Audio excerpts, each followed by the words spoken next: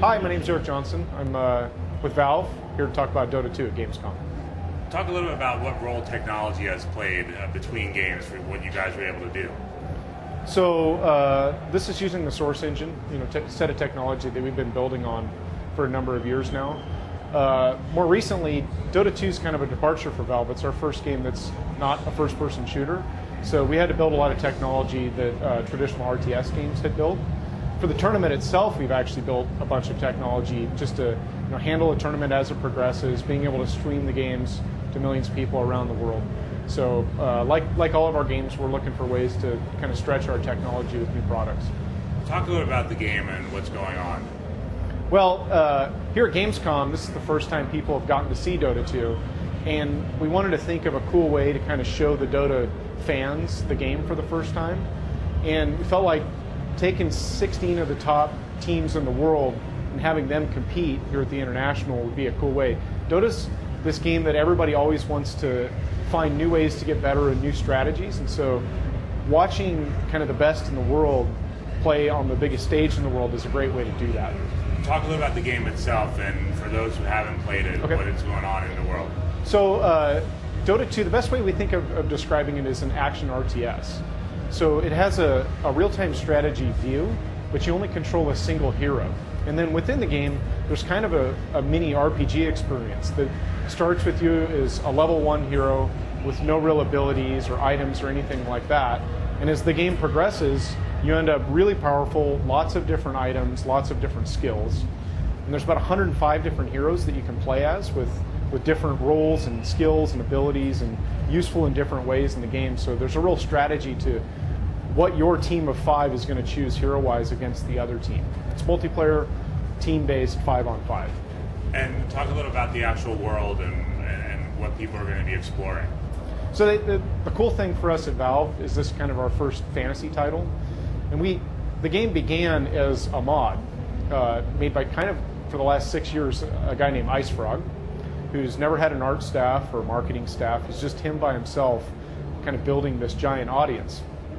With Dota 2, we've kind of reimagined that entire game design artistically. So there's kind of a whole there's 105 characters for us to kind of tell the story of.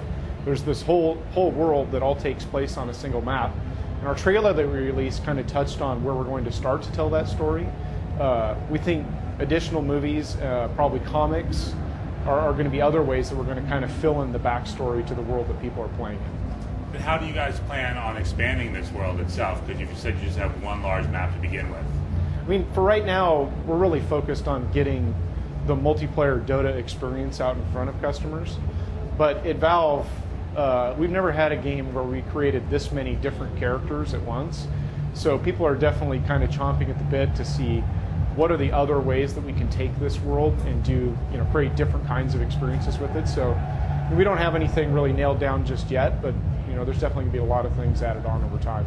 How did you work with the original guy who created this game when it came to this one? Well, for us, the whole project started as we were real big fans of Dota.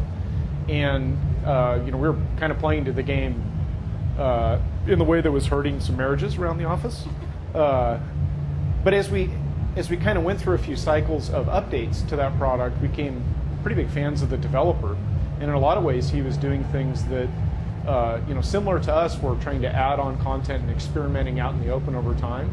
So we contacted him, brought him into the office, and it was pretty clear to us immediately that he was somebody we wanted to work with.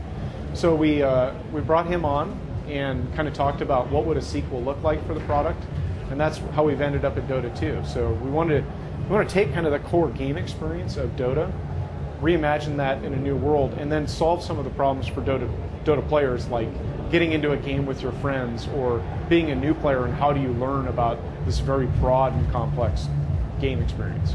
And how are you teaching people about that? Well, first and foremost, the main thing is making sure that like-skilled players get into games together. That's one of the problems. These professionals here should not be playing with people that pick up the game for the first time. It's a team game, so you really want to have a similar skill set. We're also, there'll be bot play, so people can practice offline in kind of a more casual environment. And we're pretty excited to try this feature called coaching, where an experienced player can teach a new player while they're playing some of the mechanics of the game.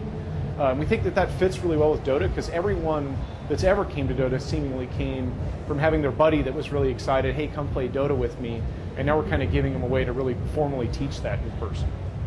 Can you talk a little bit about some of your favorite characters? You got 105, so that's a lot to choose from. I mean, I actually do have a lot of favorite characters. Earthshaker's probably my favorite, and he's actually getting picked a lot in the tournament, which is cool to see those guys play him. I mean, he's very disable, kind of crowd control type of hero. He can initiate fights really well. He has a spell called Fissure that creates this huge wall on the ground and stuns, and so it's a really versatile spell that can kind of trap heroes or cut a battle in half and those kinds of things.